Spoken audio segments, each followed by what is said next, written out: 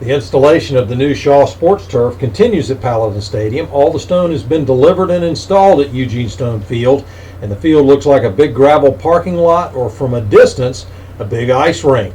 Shaw Sports Turf began laying the turf this morning, and we visited with Scott Sherman about the next steps in the installation process.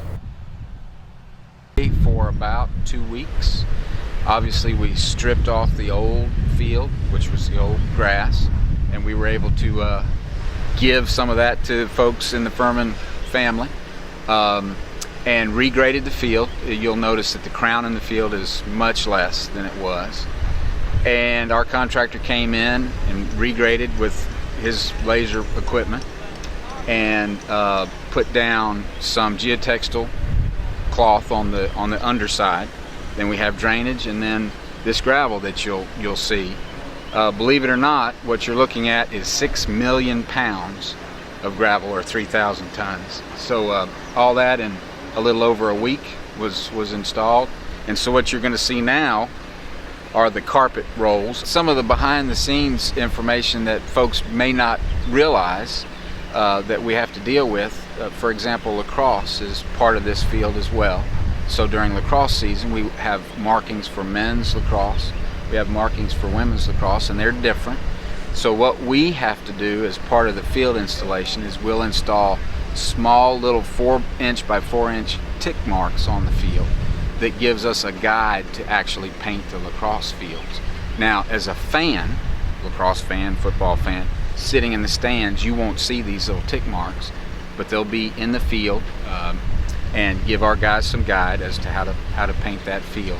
And believe it or not, it's kind of an exacting process because we have to put those exactly in the right place so that those lines are exactly in the right place.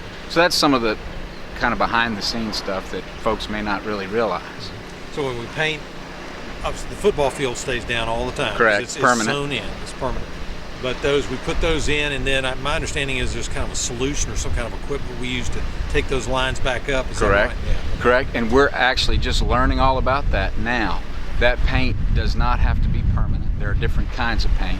So you can paint those lines on, and then the next day you may have a different lacrosse game. Say the women play one day and the men play the next day.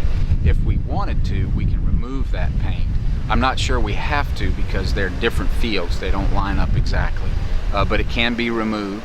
I heard a great story about one of the stadiums down in Orlando. They laid new turf and it was just green, no marks, no nothing.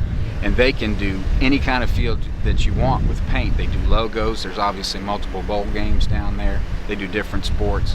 So this really does provide a lot of flexibility. And they paint it on, wash it off for the next event, and paint another event. So we'll have that capability.